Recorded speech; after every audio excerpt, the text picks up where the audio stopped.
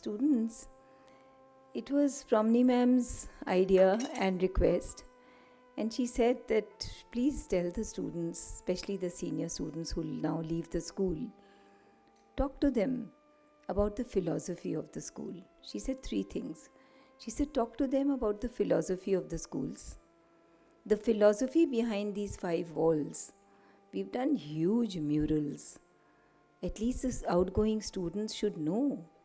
All the students should know. And especially the outgoing students जो चले जाएंगे, फिर उन्हें पता ही नहीं चलेगा कि उनके स्कूल में इतने walls, इतने huge murals paint हुए हैं. What is the philosophy behind it? And in front of you, the blocks have been named. What is the philosophy behind these blocks? How much effort would have gone into the thought that we have to first change the names of the houses. Why are we changing the names of the houses? They were Gandhi, Tagore. What were the names of the houses earlier? The names of 4 great rivers of India. But we changed the names. So much thought went behind that. Then I felt that these names, they should be depicted so the children imbibe those qualities.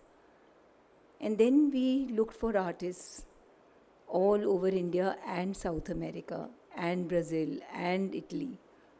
Everywhere we looked at artists, we met artists on Zoom and discussed with them, but they couldn't understand the philosophy we were talking about.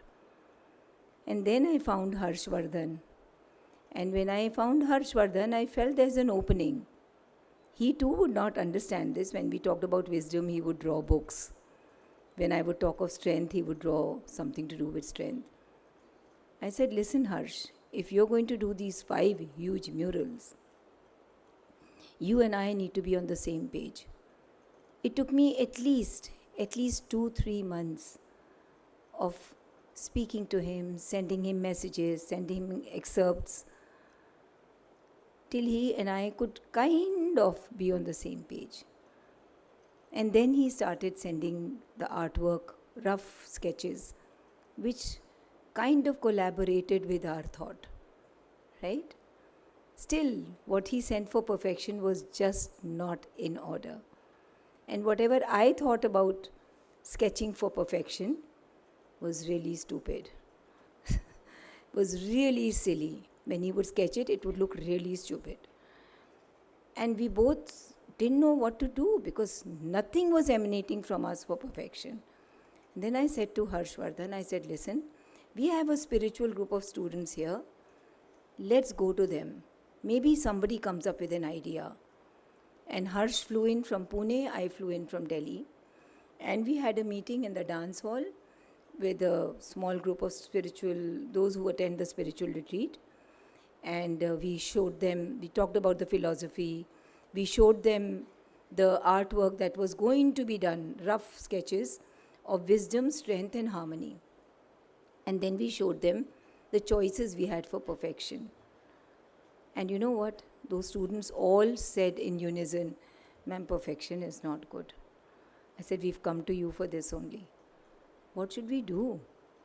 Because even I can't come up with any idea for perfection. So we all went into silence for some time. And then we said, now let's see what ideas come to you. And there was a boy called Sarthak Agarwal. And Sarthak Agarwal raised his hand and he said, ma'am, we should draw a child, because the school is a school of conscious transformation. So we should draw a child chiseling himself. It was such a beautiful idea. And we just took to that idea and I told Harshvardhan, I said, listen, man, you're not allowed to leave the school till you show me a rough sketch. By the evening time, he came up with a sketch that you see for perfection. And then we decided, I've jumped to this, I don't know why. This could have been done when I do the walls.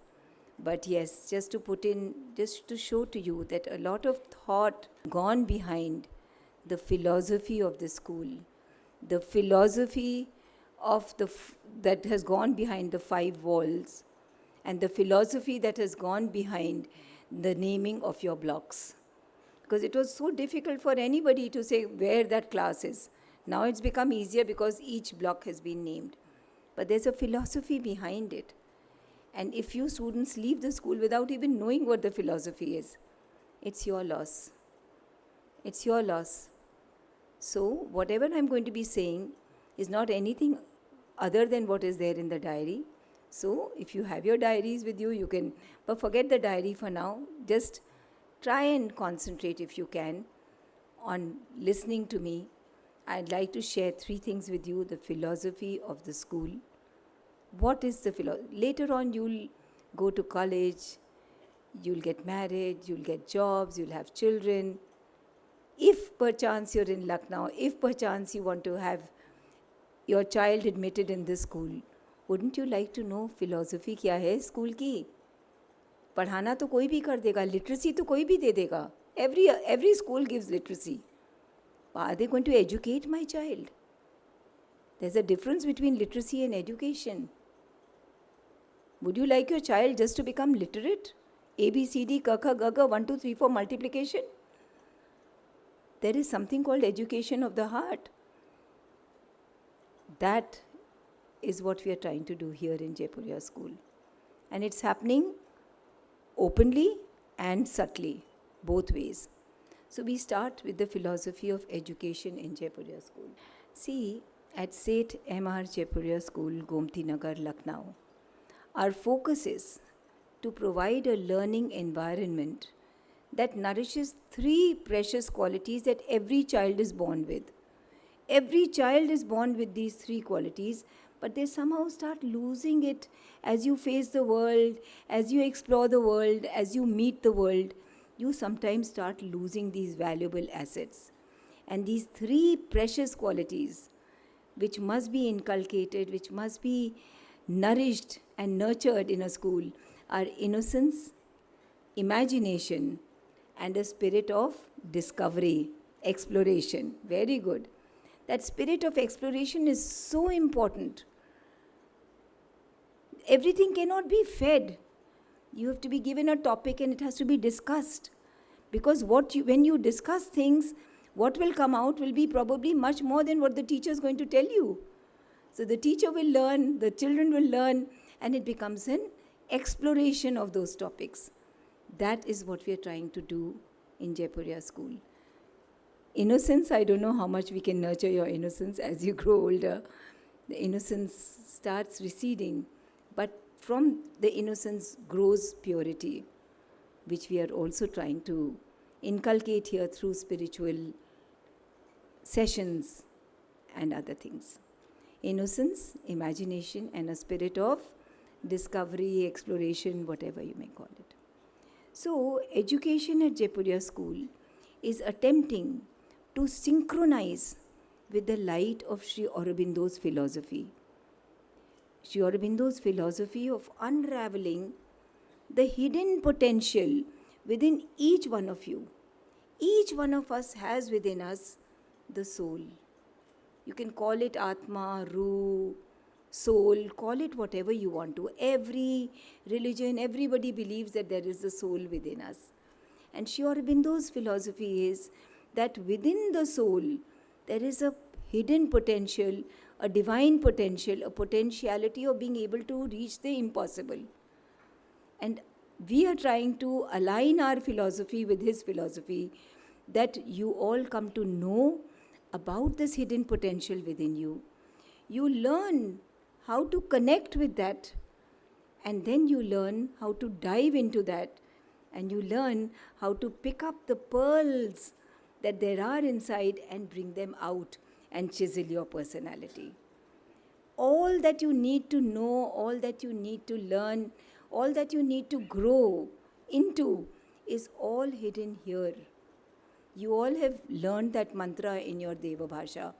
Purnamadah Purnamidam Purnat Purnamudachyate Purnasya Purnamadaya Purnamevava Shishyate. That is Purn, and this within us is as Purn as the Divine himself. The Divine, you can call him by any name. Call him Allah, call him Guru Nanak, call him Krishna, call him what you want. But that light, that power has become many. And one of the many is seated in each one of you. We are trying at Jaipuria school that you learn to connect to that. Because from there you will get everything. Everything that you need in life, through the difficult times of life, through the easy times of life, whenever, whatever, it is all there within you. Our aim is to create within you an aspiration to transcend your lower selves and constantly try to reach your highest possible selves, your highest possible version of yourself. Thereby, you will purposefully hasten your evolution. Who would want to remain as they are? Is there anybody here who says, I am the best, there is no higher version than this is what I want to remain? Anybody here? Everybody, each one of us knows that there is hidden within us the highest version of ourselves. And the philosophy of Jaipuria school is to make you conscious that there is that hidden potential within you, there is a highest version of you, and thereby, if you connect to your highest self and you try to evolve, your evolution will take place at a faster pace than anybody else. The curricula in poetry, art, music, dance, science, academics, all are attempting to work towards the same goal. And that is to educe. What does educe mean?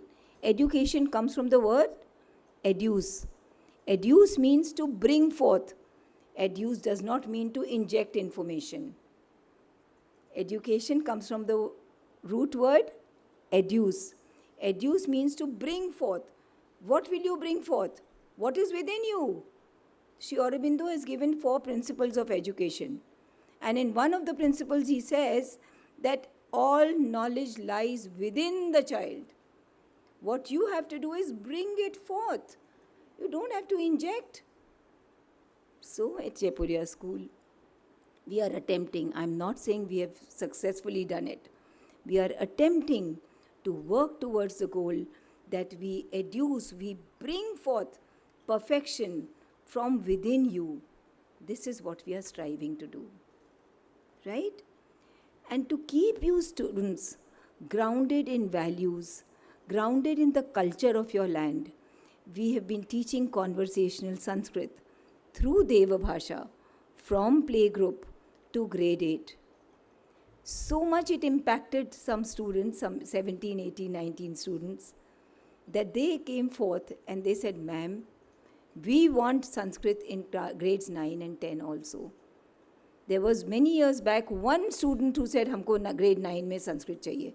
For one student, we created the curriculum and she took the boards and she got fantastic results. This year there were 17 or 18 students and they were all the students who used to attend the spiritual retreat. And they have taken Sanskrit in grades 9 and 10th and now they've come to 11th. I don't know whether they are continuing. So they are sitting in the front row and they are continuing to take Sanskrit in grade 11 and 12. कुछ मिला होगा इनको, जो मोती इनको मिले हैं वो इनको चुन रहे हैं. So it's okay. It doesn't mean that everybody should take Sanskrit. But I'm glad that they chose and I'm glad that the board responded. I'm glad we could give them.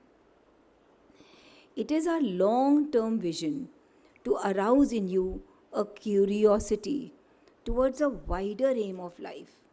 We cannot be restricted with this aim of life that we need to have a good job, then we need to have a good partner, we need to have good children, a big home, bigger home, and everything. That cannot be our only aim. That can be one of our aims. But if we look at only that aim, we will be so restricted in our lives.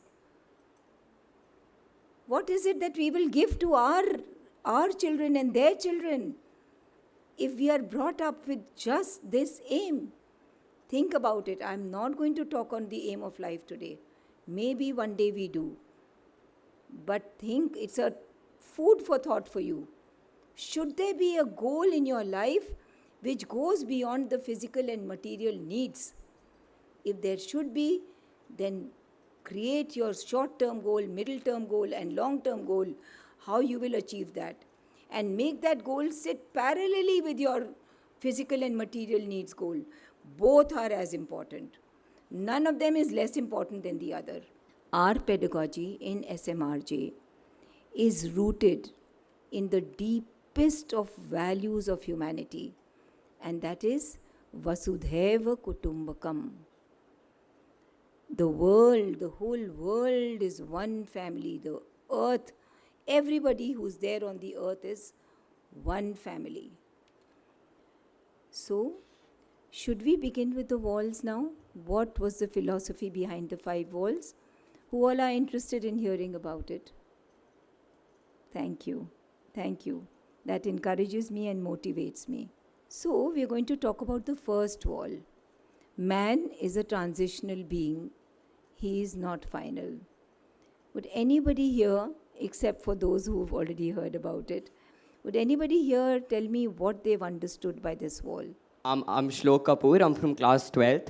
And what I could understand was that this wall tries to tell us every day that change is the only constant and we need to change. And by change, it means we should evolve day by day. Just how man evolved to what we are today, we should keep thinking about what we can change in our soul, which will make us more pure and move us towards enlightenment. Beautiful Shlok, very good. Only thing is that the soul doesn't need changing. The change is needed in the 3 outer instruments. What are the 3 outer instruments that we have? Physical, vital, and mental. Yes. You've been in the school for so long. You know about the 3 outer coverings of the soul. It is these 3 that need changing. The physical, it needs to become healthier, stronger, supple, agile, disease-free. That is the transformation that we need for the physical. And for that, we have so many sports, so many activities, swimming. Whatever activity is possible, we are giving to you in the school. Right? Hygiene, health, good food habits. Then there is the vital. Can somebody at the back tell me what is the vital? What I could understand is that vital needs means how our health and how our progress at the moment is going on. For example, if we say it can be in the form of our health, if I am connecting it to the scientific term for what vitals is used for, it involves your heartbeats and your pulses and your breathing rate. Okay, Shlok, I don't think you're very right in this. So the vital being, you can go, because people generally use the word vital is explained in our books. But Sri Aurobindo uses the vital for the emotional being. In our literature, there is the Annamaya Kosh, the Pranamaya Kosh, and the Manomaya Kosh in our in Indian literature. So Annamaya Kosh is the physical body. Pranamaya Kosh is there where the life force is. So that is called vital by Sri Aurobindo. We can also call it the emotional being, right? And then there is the Manomaya Kosh or the mind, right? These are the 3 that need conscious transformation. And with whose help will these 3 transform? The soul. Very good. Okay. So we are talking about this wall. Man is a transitional being. He is not final. See, children, God became man so that man may become God. How many of us knew this? So some children knew at least. Let's repeat it. God became man so that man may become God. How close are we to becoming God?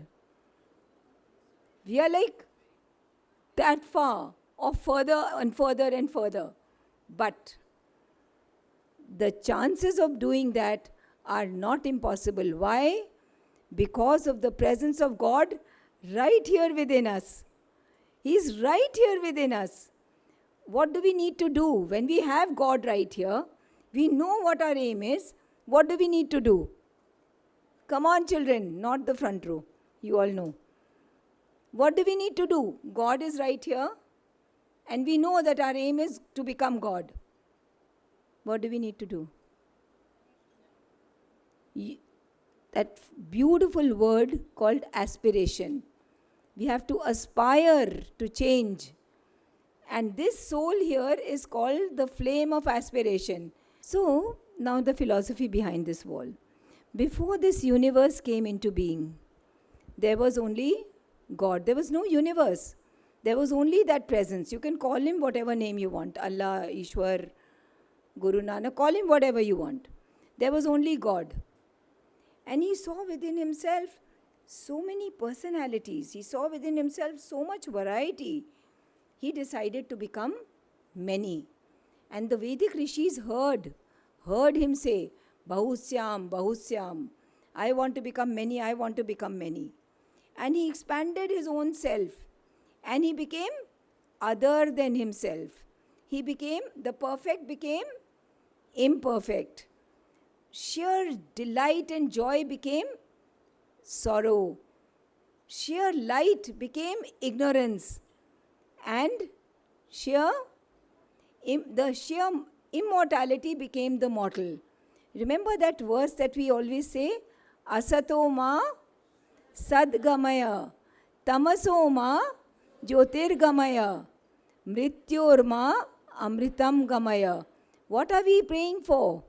We are saying, turn me from mortality to immortality, from darkness to light, from falsehood to truth. Why are we saying that?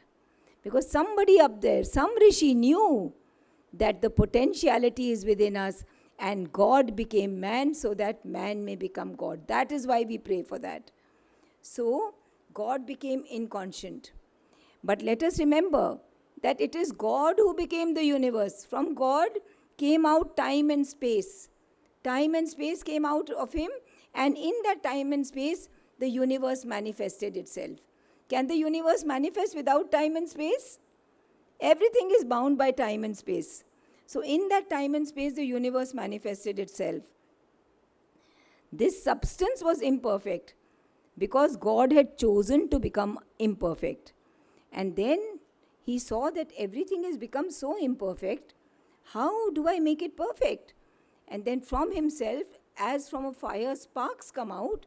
So from this fire, you can imagine him like a fire. And from that fire came out many sparks. But not red, burning sparks. They were white sparks. And then those sparks were planted within the imperfect inconscient. Each one of us is one of those sparks. Each one of us is that spark. Right? We were sent down into the imperfect inconscient. Inconscient means where there was no matter also. So our journey on earth began then. The inconscient, and each one of us is inside that inconscient. The burning aspiration of that soul, pulsating and pulsating, pulsating. And each one of us had little bit of inconscient matter. कि बस इसको तुम्हें perfect करना है. God gave us this much, each one of us this much inconscient कि बस इसको तुम ठीक करो. And then the pulsation inside, and from the inconscient, because you pulsated, matter emerged from the inconscient. And the soul kept on aspiring to transform matter, and from matter evolved vegetation, life. Can you imagine vegetation coming out of this table? But it happened then. Why? Because the potentiality was there. Because the substance was divine itself. The potentiality was there, but it was slowly becoming itself again. God had become the inconscient, and from the inconscient came out matter. From the matter came out vegetation. From the vegetation came out mind, the ape, and here we are. All of us, brilliant minds, throbbing emotions, or the vital, and fit bodies. Right? I've told you the story of evolution, involution, and evolution. The process of God becoming the inconscient is called the process of involution. And the process of the inconscient again turning towards God is called evolution. So today, we see that we have made phenomenal progress in science, technology, medicine, education, architecture, transport, so many fields. And this gives us the impression this is the final stage of evolution. What can be better than this? But can we say that we've reached the final stage of evolution? Does anybody here feel that nothing better than this is possible? Anybody here? That this is the final stage of evolution. We have evolved. We have reached. Anybody here? No? Good. So the ape also felt the same way. He felt this is the final stage of evolution. I can stand on my 2 feet. I can peel a banana so gracefully. I can swing from tree to tree. What further evolution? But the ape was chosen by nature, by the force of evolution, by the creatrix force, and some apes transformed into human beings. So, we have progressed in many fields, but what are the fields we have left behind? We have chosen to remain dwarfed in spirituality, religion. We have chosen to remain dwarfed in ethics. And look at what is happening to the world. Do we care for the environment? How easily we use plastic? How easily we dispose of plastic? Does anybody care that we have to put it separately? That it has to be, it should not go into the earth? This is showing our apathy. And this is shown in many, many ways. Religious and political terrorism. They display the depth to which we have reached. Right? So we are in a state of crisis. And what is the way out? What is the way forward? At this stage, I can safely say that what is needed for further evolution is not a maximizing of this mind. It is not just a widening of the heart. It is not just becoming perfect human beings. It is a new technology of consciousness, a new methodology of consciousness, a new power of consciousness. Satprem wrote, and there are Satprem's books in the middle school library, fabulous books, you all will love reading them. He said, this is the time for something else which is not the same thing with improvements. That new species that we need to evolve into will be a new species, will be something else.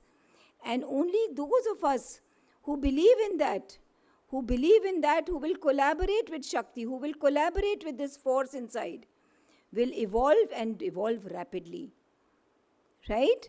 And only those of us who believe in it will take that grand leap into the new species. What is the new species?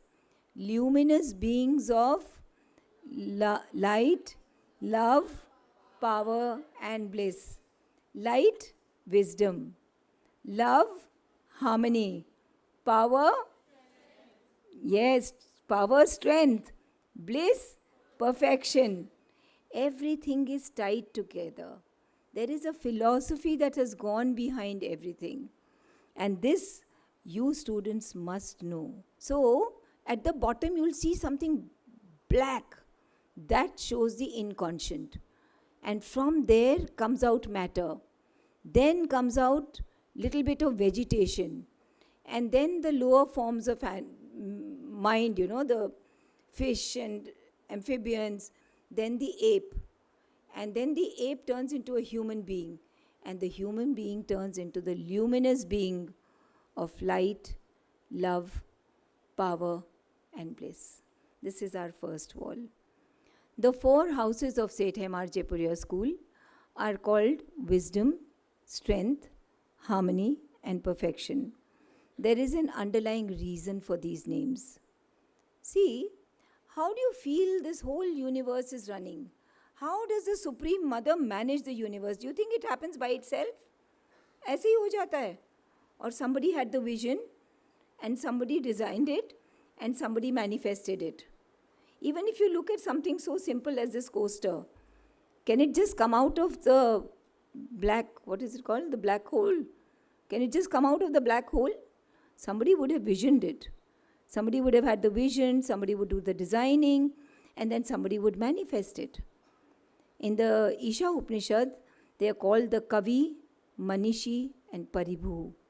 Kavi is the one who has the vision. It is the divine himself.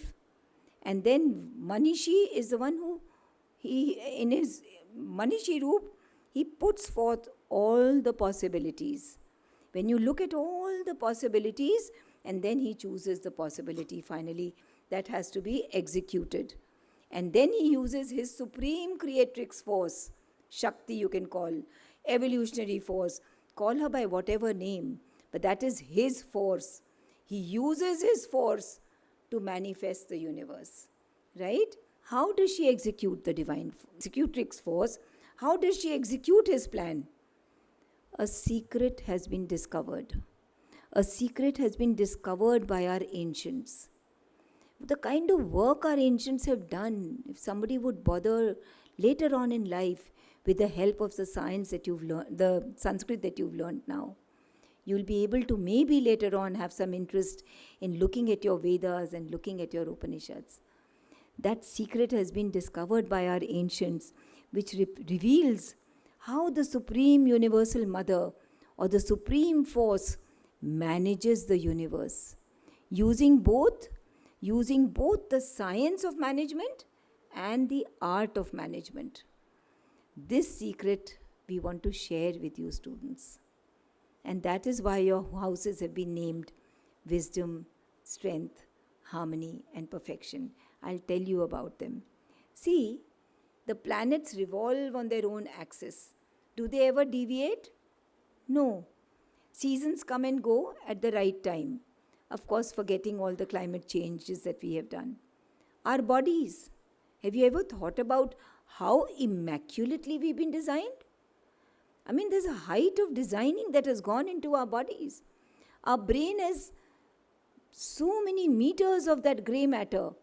But it's soft. It needs protection. So the skull is there. We get hurt, but nothing happens to the brain. Look at the designing. Look at the circulatory system. Look at our lungs. They are pumping all day long. Look at our digestive system. Miles of intestines doing the work. Can it just happen by that black hole? Tadak, it just happened. There is somebody's vision that has gone into it. There has been designing that has gone into it. And there was this executrix force who has brought this all into action. In our Indian philosophy, this executrix force has been again divided into 4 names. There is no division. God is one. Like Promini ma'am here. She has a body which moves. Who moves it? The executrix force moves it. But is she different from her executrix force? Both are one. Similarly, God and his force are one. But they have been divided so we can understand. So, in our Indian philosophy, we call them 4 Shaktis, 4 forces of the universe. Maheshwari or wisdom or Bodhi. Mahakali or strength or Shakti. Mahalakshmi or harmony or Samarasyam. And Mahasaraswati or perfection or Purnata. Understood? Now what are these aspects? इनको जान के हमको क्या फ़ायदा है? Some of you must be thinking, what is this going on? Even if I know, so what? Let me tell you the advantage of knowing. These aspects are not just any 4 human traits. They are aspects of the divine personality. And when we clean the temple of our hearts, and welcome these aspects of the higher power or God, they become our friends and they help us. We can actually establish a relationship. We can establish a relationship with harmony. We can invite harmony into our being. When you're having a problem with a friend or with your parents, try it out, because we are all explorers, discoverers, scientists. Try it out for one day. When you're having a difficulty of relationship, for 2 minutes silence yourself. For 2 minutes invite harmony. Don't invite Mahalakshmi if you don't like the name. Invite harmony. Invite her and then deal with the same situation and see what happens. Instantly you will see a difference. Why is this possible? Because you have the soul within you. Because you have the perfect within you. When you enter into this space and then you invite harmony, harmony is seated here only because God and Shakti are one. And they are all there within you. But we have to aspire. Aspiration is also within you because this flame is called the flame of aspiration. Our education system must expose you students to their presence, to these forces in the universe. The school system must help you to connect to these forces. This is the work of every school. This must be done. Why should it be done? So that you are able to reach your own highest potential. You have the potential to get wisdom into you, to get strength into you, to harmonize and to become more and more perfect. Why should you not be connected to these forces when they are available to you? When you have accessibility to these, you must be connected to them. As you ascend, creating a deeper and deeper relationship with these forces, you will experience, believe me, you will experience an infusion of these qualities permeating in your being. These qualities will start permeating in your being. But one thing we have to do for this, and that is aspire. That aspiration has to be yours. Yesterday in one of the talks, one of the students said, but they are all around us. They are within us. Why do we have to aspire? You have to aspire because if you don't aspire, they do not respond. There are people who are stealing or who are doing much worse things. They should also change because everything is around them, but they are not changing. Why? They don't aspire to change. Only those who aspire to change will change. As you ascend, creating a deeper and deeper relationship with these qualities, you will experience an infusion of these qualities permeating in your being. Wisdom in your thinking, strength in your acts, harmony in your relationships, as well as harmony in your own being, and perfection in all that you do. That is what will happen to you. As you go higher and higher, climbing the ladder of life, illumination, heroism, harmony, and skill will begin to reflect in you. And you will begin to shine like a diamond who is chiseled by none other than the master craftsman himself. You will shine like the diamond who God has chiseled because you have invited God into your being to chisel you through these four qualities. And we have accessibility to these four qualities, provided we aspire for them, reach out to them, invite them into our being. Right? This is the philosophy behind the four walls. Right? Now should we go to the four walls? Because this little introduction was very important before we talk of the four walls. This is the wall of wisdom. Sri Aurobindo says, true knowledge is not attained by thinking. It is what you are. It is what you become. Wisdom comes when the mind reaches a state of clarity and silence. Any kind of fog in the mind, wisdom will not be able to enter into the mind. So whenever you're studying in class and you have a question, ask your teacher right away. Don't leave any fog behind. Even otherwise, we are going to go through a lot of slides and understand the walls. After that, ask questions. If there is a question right now when you're hearing about anything, write it down so that you ask, because of what happens when there's a question in the mind, it is there now, but we forget it after 2 minutes. And what does it leave behind? It leaves behind a fog. The question has disappeared, we've forgotten. But it's left behind a fog. So it's very important when you have a question, write it down right there. That is what we mean by finding clarity. So wisdom comes when the mind reaches a state of clarity and silence. Because then illumination and intuition will reflect in the mind, just like the light of the stars reflects in a cool, still pool. Right? You students have been practicing silence, I hope you have. The reason why we've introduced these moments of silence is so that you get into the habit, the mind learns to become silent, and slowly and steadily you'll be able to invite illumination and intuition into your brains. They say practice makes perfect. You've had a lot of practice. Now let us read consciously what wisdom really means. And this has to be done very, very silently. These are the words of Sri Aurobindo in his book, The Mother. And here he's speaking about Goddess Maheshwari or wisdom or Bodhi. O wisdom, you sublimate and greaten mind and will into largeness. You open us to the cosmic vastness, to the grandeur of the supreme light, to a treasure house of miraculous knowledge.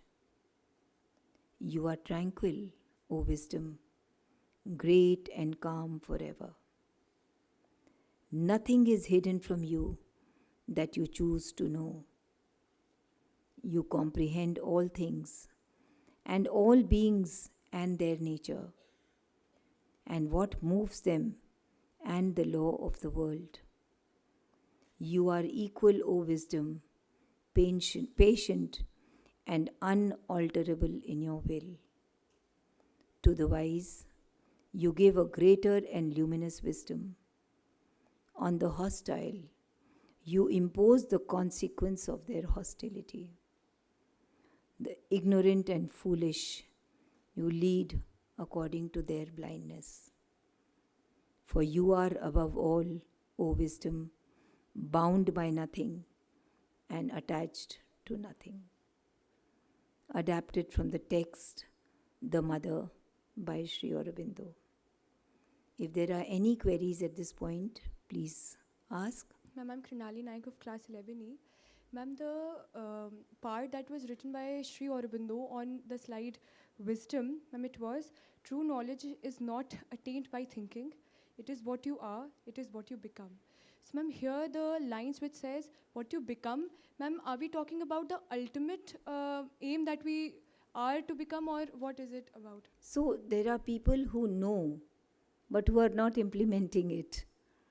So it is what you are and what you become. When you have some wisdom, you keep, it is a ever evolving nature of yours. Because when we become, we will become, but that's long time off. God became man so that man may become God. That will take a long time. But we can't say that we are devoid of wisdom today. So it is an evolving wisdom that is happening in us. So we consciously go on transforming ourselves into that which we want to become. Ma'am, I'm Ruchi of class 12E. Ma'am, what is the meaning of this line? On the hostile, you impose the consequences of their hostility. On the hostile, those who are against wisdom or those who are against all this kind of knowledge, what will be the life that they have chosen? That will be the consequence. So that consequence will be given to them. Wisdom will give them that consequence. It is not a punishment. It is whatever happens in our life, what we have chosen is what we always have a choice. There's always a choice. But if I choose to be hostile to knowledge, then whatever will be the consequence will be given to us. That we'll remain ignorant. And that ignorance will pass on, because then we will have people around us, our own children, that will pass on because we chose to remain ignorant. We will not be able to give it. Right? So whatever is the consequence, there's always choices. Destiny is chosen by us. Are we talking about the body or we are talking about the soul? Ma'am, like in the Bhagavad Gita, ma'am, it is always taught that the God does not have any sorrow, or he is just not emotional being. Ma'am, like Krishna says that if someone has sorrow, he might be able to get inside the karma. Ma'am, there is a very small line between revenge and justice. So, ma'am, if a body has to become a god, ma'am, then how can we achieve the qualities of God? Ma'am, are we talking about the soul or the body? Okay. So the soul within you is God Himself. And God Himself has no sorrow or joy. He is always in bliss. Right? Because His name is Sat Chit Anand. Sat means that which always exists. Chit means that which is always aware, conscious. He's in full consciousness awareness. Anand is that which is who is always in delight. So there's no sorrow or joy or happiness in Him. He's always in delight. What is covered around the soul is the body, the vital or emotional being, and the mental being. And these three are to be transformed because they have all kinds of limitations and imperfections which have to be perfected. My name is Anushka Tiwari. I'm from class 11th. And ma'am, as you said that God got no sorrows and happiness, but if we ever attain the luminous being of ourself, so are we same, like if we are in any difficulty, if we are like a difficult time phase is going on, so do we become ignorant to all that sorrow? We are talking of two time frames. Yes, You're ma'am. talking of the time frame that you are in now. We are in Yes. now. We Yes, all are ma'am. in it. And you're talking of the time frame when you will become the luminous being of light. Exactly, yes. Yeah. So in this present moment, we will go through our sorrows, our difficult times, our imperfections. But what Sri Aurobindo is saying, we should not think that this is final. We are in the process of evolution. And those who will consciously collaborate with Shakti, those who will consciously collaborate with the evolutionary force, that creative force, these four Shaktis, they will evolve more rapidly. The more rapidly we evolve, the faster we will reach that point of becoming luminous beings of light, love, power, and bliss. So, luminous being is not the final stage. It is the final stage. It is the final. Okay, ma'am. Thank you, Right? ma'am. Yeah. But we are very far from it. Anushka, we are very, very far. But those of us who are aspiring and aspiring ardently, sincerely, with a burning aspiration, Ma'am, so if we ever reach that stage, so we will also not experience the happiness and the sorrows. because that happiness will turn into delight, my child. Oh, You will be in permanent delight. okay. Even, I'll tell you, Sri Aurobindo was put into solitary confinement because he was a freedom fighter. I don't know how many of you know. Yeah? So he was a freedom fighter. And he was put into solitary confinement, and his room was some 6 feet by 3 feet. And red ants used to bite him. And red ants, when they bite, they really pain. But he used to experience delight. When the red ants would bite, he would experience delight. Sorrow would also turn into delight. Yes, because that when a person is in that state, then that is not sorrow, it is a gift of God. God is the ant. He's seeing God in everything. He was seeing God biting him. It was delight he was experiencing. Krishna came to him and explained the Bhagavad Gita. Swami Vivekananda had left his body years before that. But when Sri Aurobindo was in the jail or solitary confinement, Swami Vivekananda came for 15 days and explained this theory of evolution to him. He said, this work is left undone by me. Aurobindo, you have to do it. And when Sri Aurobindo, after 1 year solitary confinement, when he was released, a voice came to him, Akashvani. It says, go to Chandarnagar. And he was very upset. He says, God, you're telling me to go to Chandarnagar. We still don't have freedom. 1910 ki baat hai. He said, I am here to get freedom for the country. Then he heard the voice, freedom is ascertained for India. It will happen in its own time. You have to do something greater. He went to Chandarnagar. He didn't know what he had to do. But because it was a voice he had heard, he went to Chandarnagar. He waited. क्या करना है आगे आप ही बताइए. Then he heard a voice. Said, go to Pondicherry.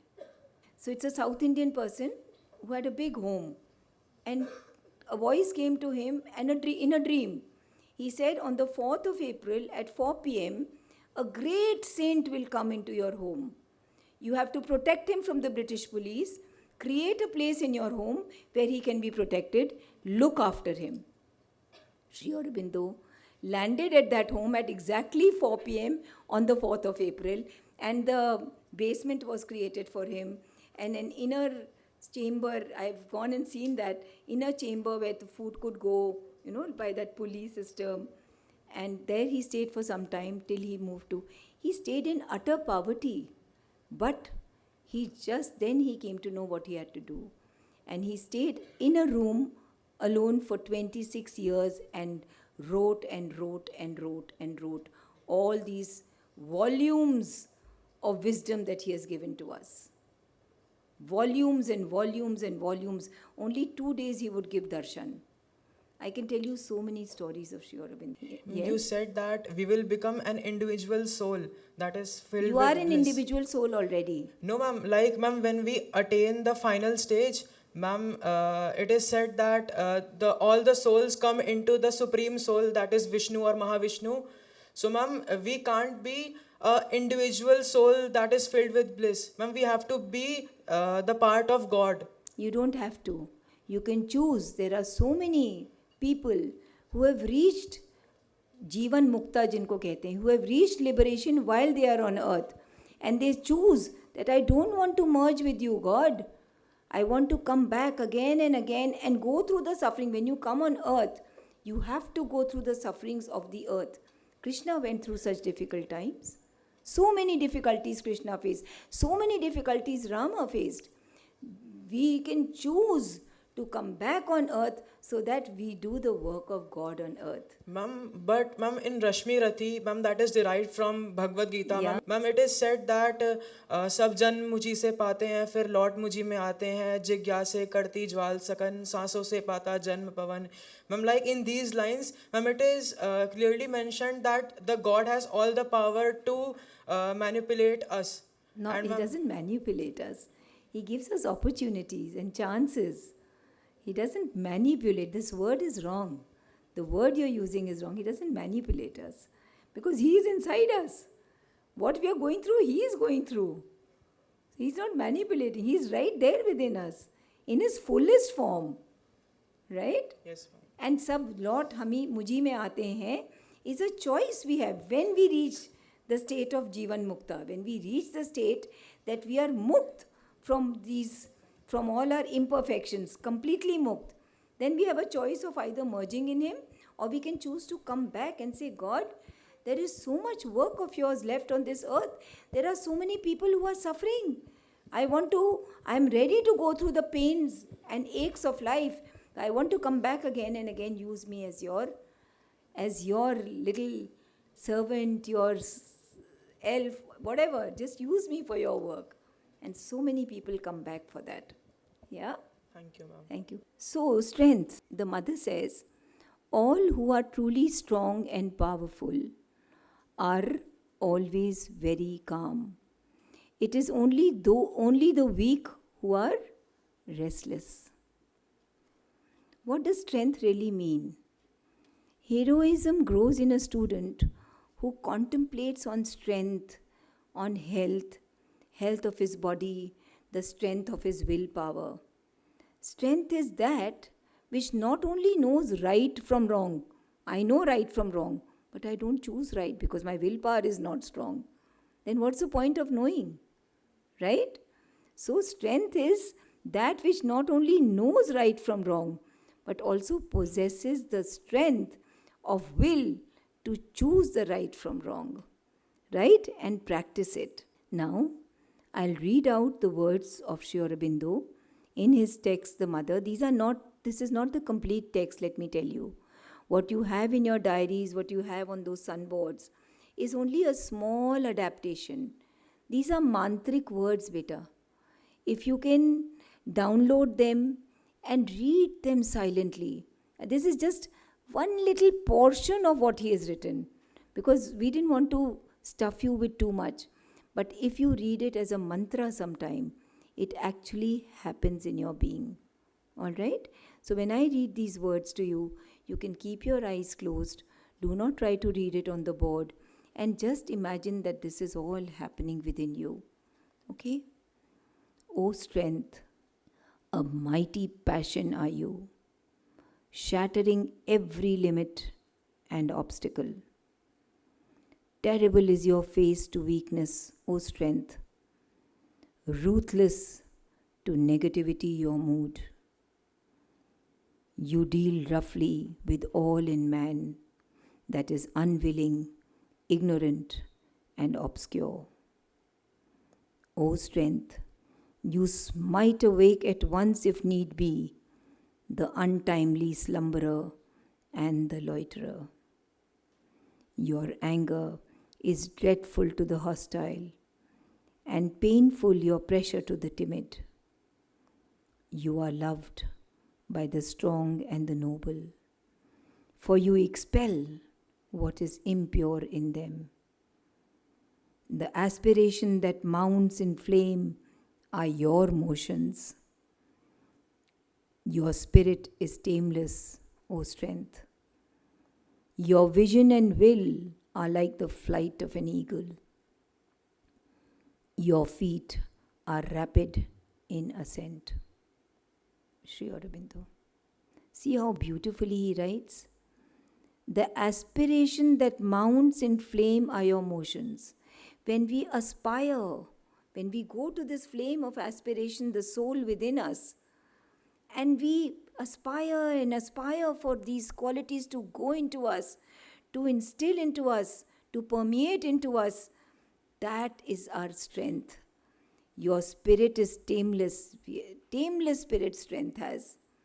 Your vision and will are like the flight of an eagle. Your feet are rapid in ascent. And you are ascending, right? Ma'am, actually, I wanted to ask in strength, the line that all who are truly strong and powerful are always very calm. It is only the weak who are restless. Ma'am, but what about the passion and the hard work we are passionate about? We are restless to achieve our goal. So, is that also like, are we weak then? Yes, if you are restless, you are weak, because one who is strong has a clear vision of what has to be done. True. And you can do that if you're connected to the soul and you've offered to the soul your goal and your vision and you're moving towards it. You'll move towards it with great calm. Then there will be no restlessness. That passion also will be without restlessness. Vigatat Jwara in the Gita, Sri Krishna says, fight. Arjun, fight. Vigatat Jwara. Without any jwara, without any passion. Okay, ma'am. Should we move to the next wall? Harmony. There is a deep and true consciousness in which all can meet in love and harmony. What is that consciousness that the mother is speaking about? In which all can meet in love and harmony. There is no me and you and Hinduism and Islam and Buddhism and this and that. There is one such space. What is that space? The soul. If you connect to the soul of another person, you find no difference. Each one of us is God. Where is there any religion in it? Right? It is when you connect there. See, harmony within oneself and harmony with the environment, harmony with the universe at large cannot be imbibed at an old age. अगर किसी ने डिसहार्मोनियस होने की आदत हो गई है, old age में चेंज होना बहुत मुश्किल है, right? They need to be worked out within a child in early years. And that is why at home it is the work of parents to provide an atmosphere of harmony. When a child grows in harmony and when a child sees harmony in the school atmosphere, that harmony is imbibed by the child and then he becomes harmonious. So let us read the words. Actually, harmony is Mahalakshmi, na? Mahalakshmi, sometime I'll tell you the nature of Mahalakshmi or the soul, it's all the same. Sweetness, like honey. Sweetness, sweetness, sweetness, sweetness. Right? Oh harmony, all turn with joy and longing to your intoxicating sweetness. Magnetic is the touch of your hands. Their delicate influence refines mind and life and body. Where you press your feet, course miraculous streams of an entrancing ananda. Where there is concord and unity, in that atmosphere you abide.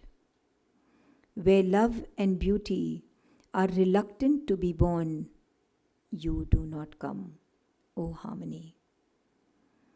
If you find yourself in men's hearts surrounded with selfishness and hatred and jealousy and malignance and envy and strife, in such hearts, O harmony, you do not linger. Harmony and beauty of the mind and soul. Harmony and beauty of the thoughts and feelings. Harmony and beauty in every outward act and movement. Harmony and beauty of the life and surroundings. This is your demand, O harmony. This is adapted from the text The Mother by Sri Aurobindo. This is one of the most beautiful quotes of Sri Aurobindo, which I really love. And this is the motto also of our spiritual retreat. We've had the same motto since 2018 because I can't find a motto better than this. Arise, transcend thyself. Thou art man, and the whole nature of man is to become more than himself. See, perfection of skills is also part of the NEP, the New Education Policy 2020.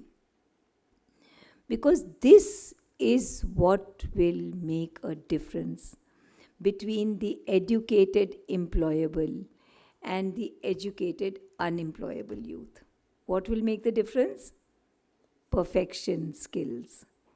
The more perfect you are in what you do, the more skilled you are in whatever you do, you will be employable and you will get a lot of success in it. But if you are unskilled or imperfect, you will not get success in what you're doing.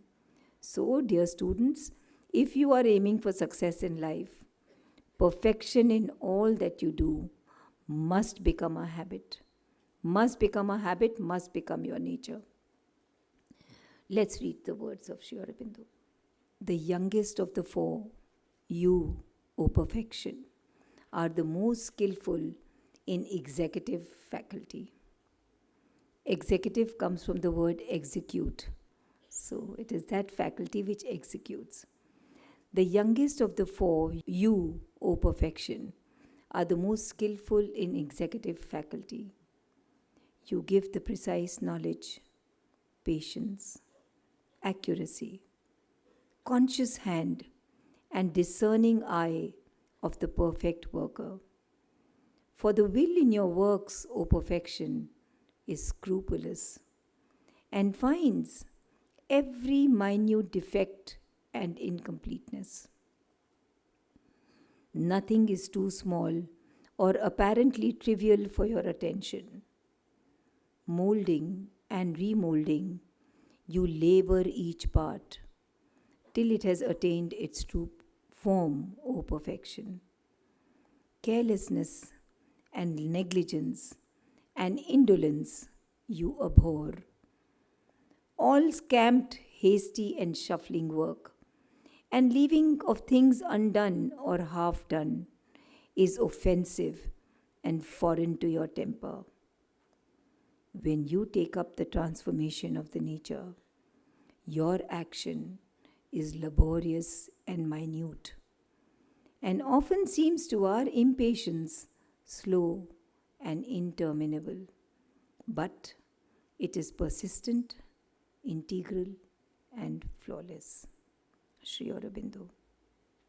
Vande Mataram, ma'am. I'm Mal- Priyamvada. Ma'am, I had a question. Yes, please. Regarding perfection. Ma'am, many people say don't strive for perfection, strive for excellence. So I want to know from you the subtle distinction between striving for excellence and striving for perfection. So what they're saying is absolutely right.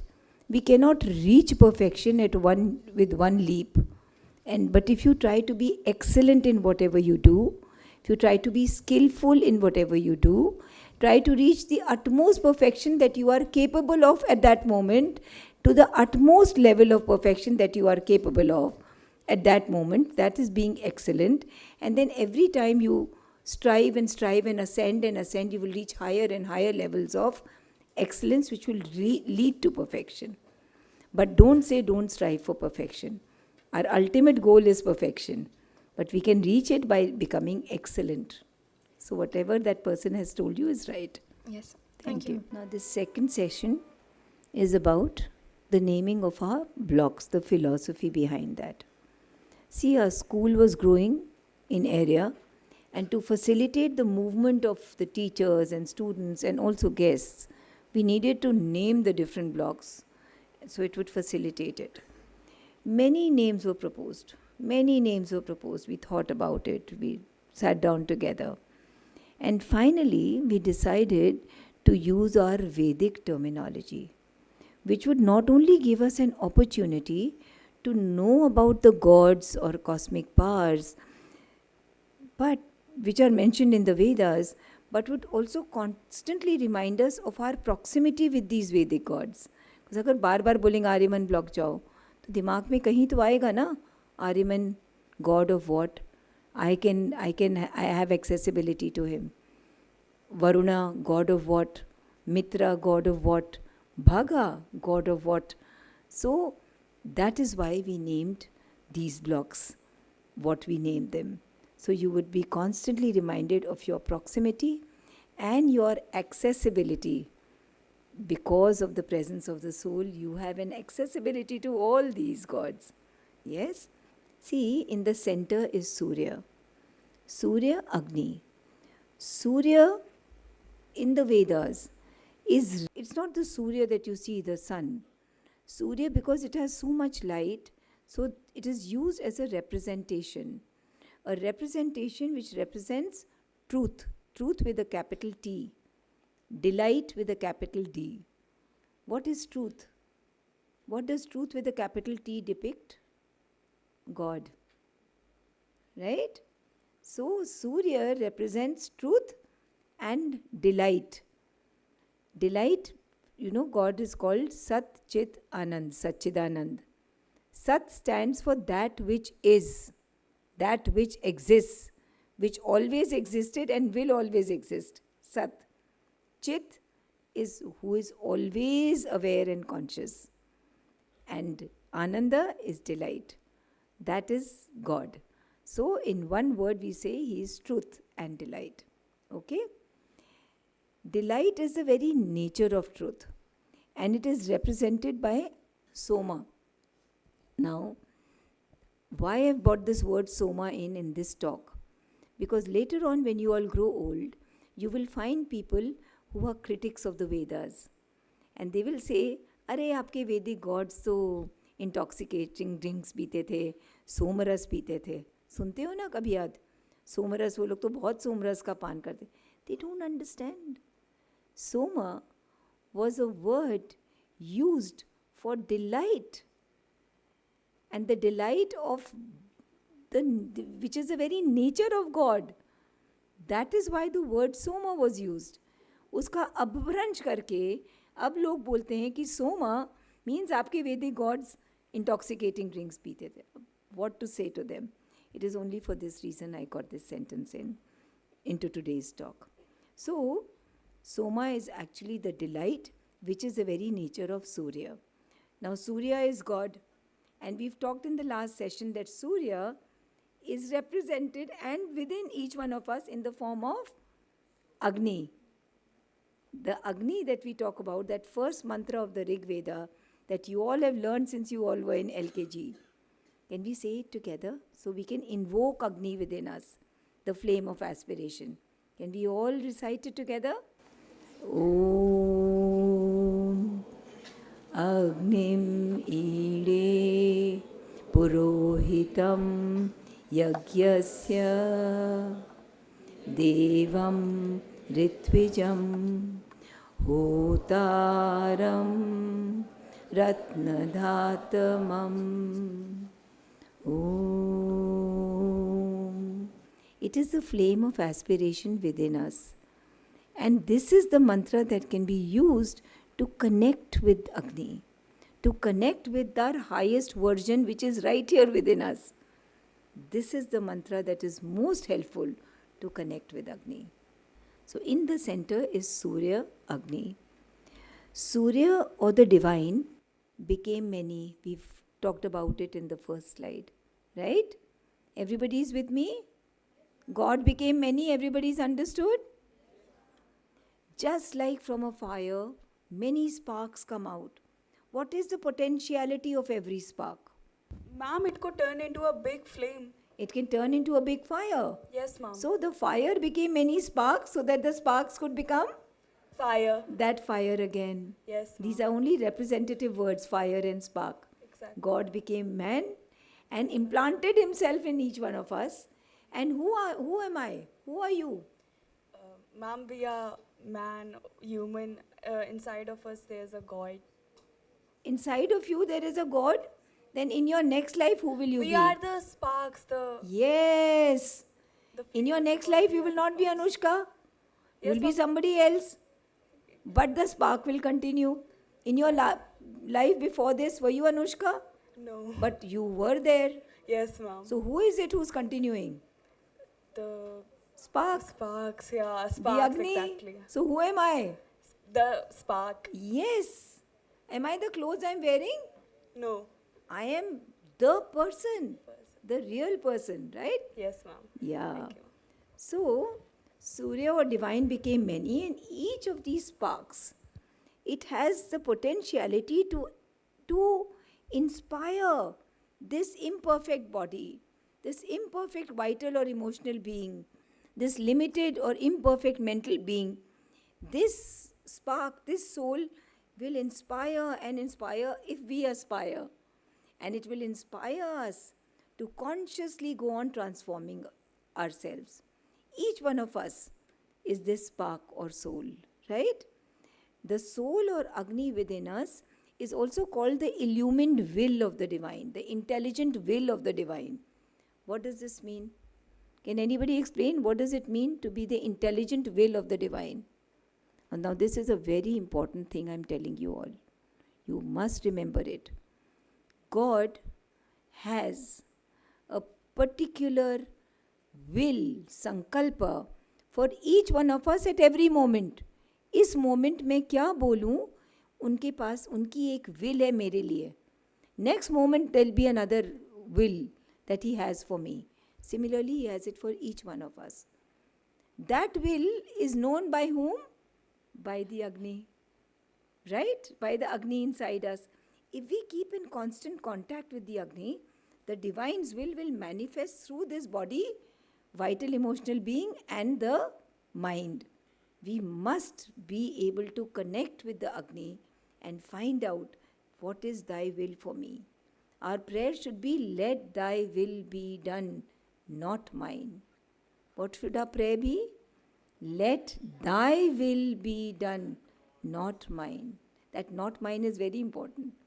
My will is to have all the food that Promni ma'am provides for me when I have lunch here. Ma'am, I'm not feeling well. So I have to have that which his will is for me, which is for my good, for my health. Right? The soul or Agni it knows the intelligent will, it knows the divine's will. Therefore, maximum verses in the Vedas have been addressed to Agni. There's a whole book of Sri Aurobindo, Hymns to the Mystic Fire. And he's picked up all the verses of the Vedas which are addressed to Agni and he has explained them. Right? Our assembly hall, foyer, central block have been named as the Surya block because they are the center from where all the action emanates. Now, if the truth of Surya is to be established firmly in our mortal nature, in our body, vital emotional being, and our mind, there are previous conditions which are indispensable. Indispensable conditions. This our Vedic rishis have found out. And the Vedic rishis have found out that there are 4 gods And if you don't want to call them gods, you call them personalities. It doesn't matter, because they are actually personalities of God.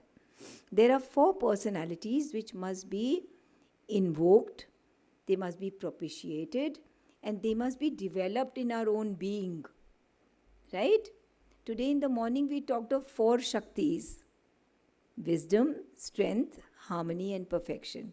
Now we are talking about 4 gods who have to be invoked, which are always present within us, but they are in seed form. They're like a seedling, and they have to be nurtured and nourished and grown within us. Our Vedic rishis invite us to connect with these cosmic powers or gods. They invite us to cultivate these gods within us. And when we cultivate these gods or personalities, they grow within us, because they are already there in seed form in the soul. What did I say in the morning? All is there within the soul. Everything. All these personalities. Our perfected fullness depends on the birth and growth in us of all these gods, the children of Aditi. You've heard of Aditi and Diti? Aditi was the mother of all the gods, and Diti was the mother of all the demons. And they were sisters, right? So, now which are these 4 gods that we are talking about, the blocks have been named after? Say it with me. Varuna, Mitra, Aryaman, Bhaga. Now they are also called the sentinels of Surya. Who are sentinels? Who are sentinels? Guards, exactly. What do guards do? They prevent the entry into a home unless there is permission from inside, right? So these are the sentinels. If one aspires to connect with truth, delight, and the divine will, one must first propitiate these 4 cosmic personalities. Let us understand what these powers stand for. Varuna is the god of vastness. We always talk of Vasudhaiva Kutumbakam. You all have heard this many times. What is Vasudhaiva Kutumbakam? When you believe that the whole earth is one family, right? What is Varuna helping you to do? To become vaster. It's not just I, me, mine. It is to become vast. Varuna is the god of vastness. He represents a vast purity and a clear wideness, destructive of all sin and crooked falsehood. When we approach Varuna to get permission to connect to the divine's will or Surya, he says, first become as wide as a universe. Give up all your narrowism. Give up all your egoism. Because those who want to know the Supreme Truth, who want to be connected to the Supreme Truth, if we are narrow and me, can we connect to that truth with a capital T? Can we connect to God with our own egoism, our own narrowness? We can't. So we need to propitiate Varuna within us. That is why one of the blocks has been named Varuna, wideness, vastness, as vast as the universe. We all are a soul. We all are one. We all are children of the divine, right? So for those who know the Supreme Truth, who are of noble conduct, the world is one family. Vasudhaiva Kutumbakam. Our activity block has been named the Varuna block. Then comes Mitra. Mitra, as the name says, is the god of harmony and friendship. As the name suggests, to become vast like Varuna, what do you need to do? You need to become friendly. To become friendly like Mitra, what do you need to do? You need to become vast. Can I become friendly and yet remain within myself? So Varuna and Mitra have been placed together in many hymns of the Vedas because they both go together. To become vast, we need to be friendly. To become friendly, we need to become vast. Right? So one block has been called the Mitra block. Our science labs, our administrative block, dispensary, counselor's room, and some of the classes on that side. Aryaman. Aryaman is the god of intense effort or tapasya. Isn't that what you all are doing in the school? Intense effort, sincere effort, constant effort. and an unfailing effort that goes on and on and on and on. Now, if you want that tapasya to become more and more rigorous, more and more sincere, who do you need to invoke? Aryaman, right? Usually we make an effort, and after some time, what happens? We give up. We get tired. And we forget about the goal that we had set for ourselves. When we connect with Aryaman, he gives us the sustenance for being able to do years and years and years of sustained effort, right? Which goes on until all obstructions, all failures, all gravitational pulls are completely conquered without fatigue, no tiredness. When we invoke Aryaman, because you all have to sit for 12th boards, you must be sitting for many other examinations, many other Olympiads, this, that, and the other. How much effort is needed from you? Unfailing effort, continuous effort. Fatigue comes in because right now our bodies are human. But bodies are human. Inside us is the divine. Inside us is Aryaman. We can contact the soul, we can invoke Aryaman and just look at the new energy that will just inspire you, will enter into you and fill you with a new energy. Try it out, na? All the things that I am saying are absolutely doable. Do it and try it out. See what happens. Yes? So our play group, LKG, classes 2, 3, 4, 7, 8, senior science sections, all that block has been named Aryaman, Bhaga. Bhaga is the god of spontaneous and right enjoyment. Right enjoyment. Our Vedas never talked and never told us to become sannyasis and munis and leave life, leave earth, don't smile, don't enjoy. Our Vedas told us very clearly that you must enjoy. Why should you not enjoy life? You've made so much effort. You've become vast. You've become a mitra. You've made unending effort. But you must learn to enjoy, but in the right manner. Right? There's no need to become like strict, sincere, ekdam, I don't smile, I'm following God. No, God is smiling all the time. Right? So we must learn how to enjoy also. Enjoy in the right manner. Bhaga dispels sin, error, suffering. Bhaga is the cosmic power of divine joy or ananda. Bhaga graces us with the capacity to enjoy without losing balance.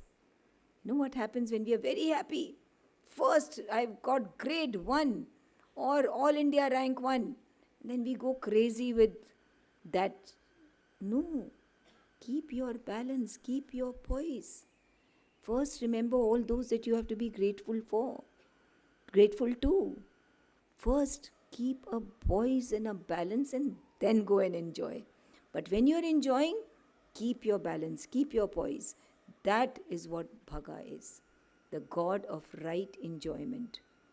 So that when we propitiate Bhaga, we learn to bear Ananda, because even Ananda is difficult to bear. बहुत ज़्यादा खुशी हो जाती तो we go mad. We must learn to bear Ananda, bear joy of various kinds. And then finally, we are able to consciously enter into the consciousness of Surya, truth with a capital T, delight with a capital D, God. And we can enter into Agni, our own real being, the soul, right? Our Nafsrijan block has been named Bhaga. These gods or personalities must be matured in our being.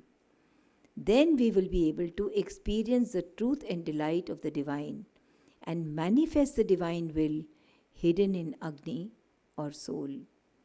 As one starts propitiating these gods, or we may call them personalities if you don't want to call them gods, it's okay. As we start forging a deeper and deeper relationship with these personalities, they start infusing their qualities into our being.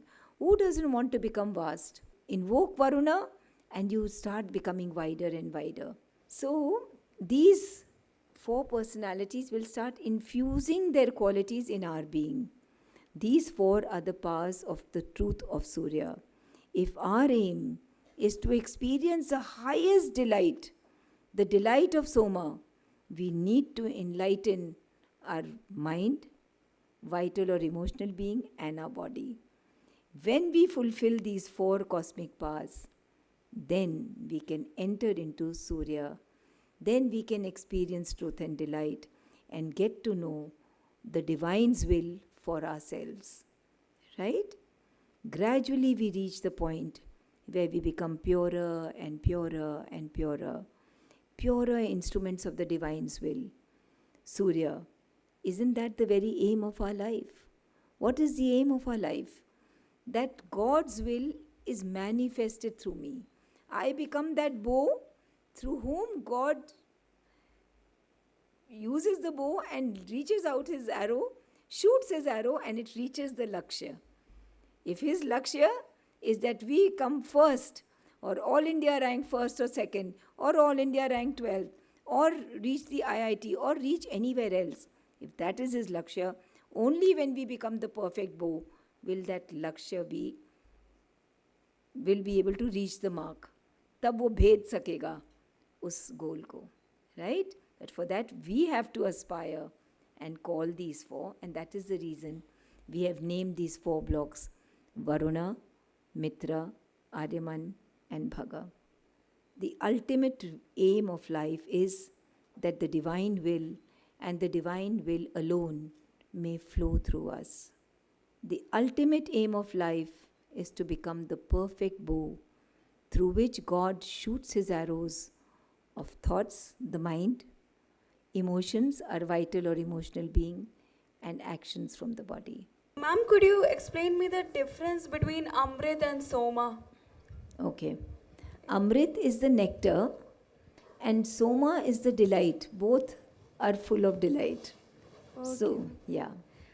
And ma'am, how do we connect ourselves with Aryaman? How do we invite Aryaman? You just connect with the soul which is within you, which is you, and you invite Aryaman. It is as simple as that.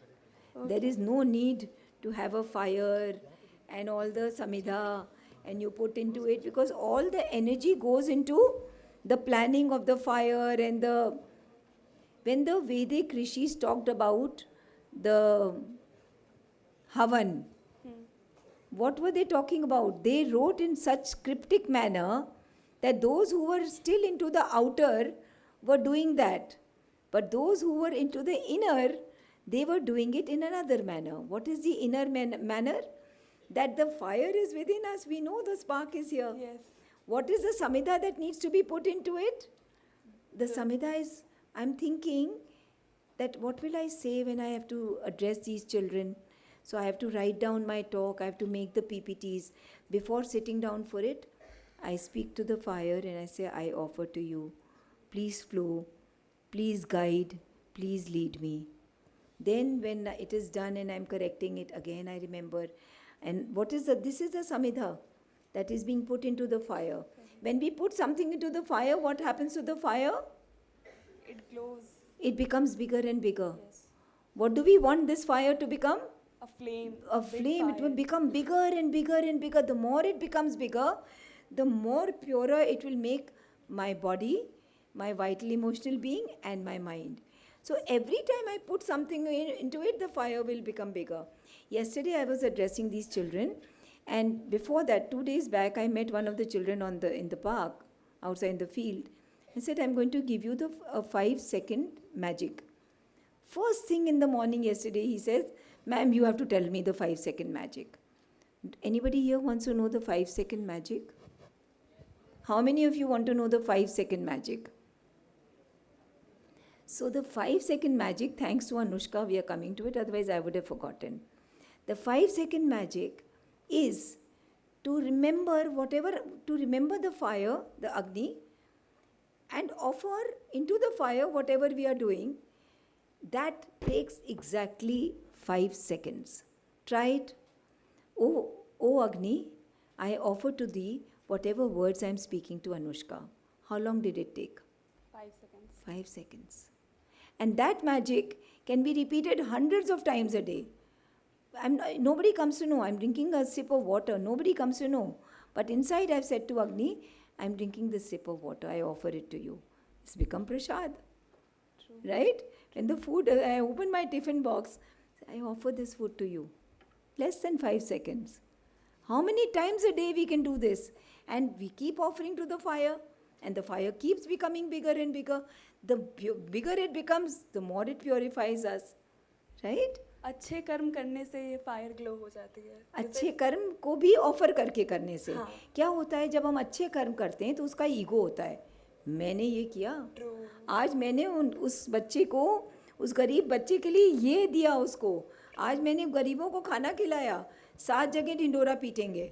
True. You've just killed it. Exactly. But Right. offer it. I'm doing it as an offering to you. I'm not doing it. Right? You are making me do it.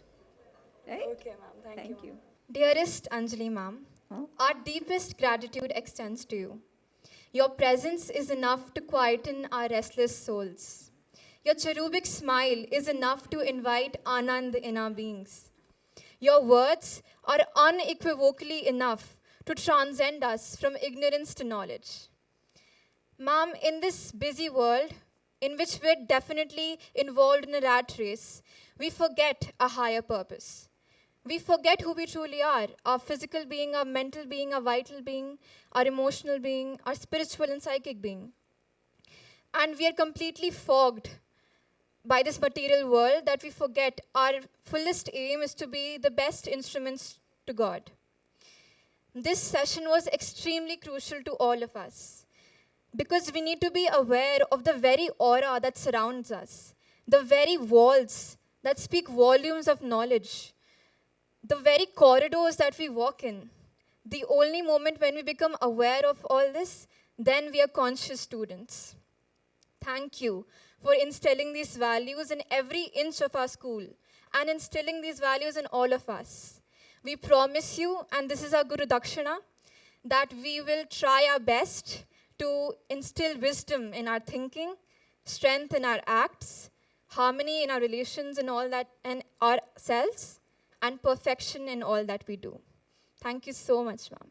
Thank you so much. Vande Mataram.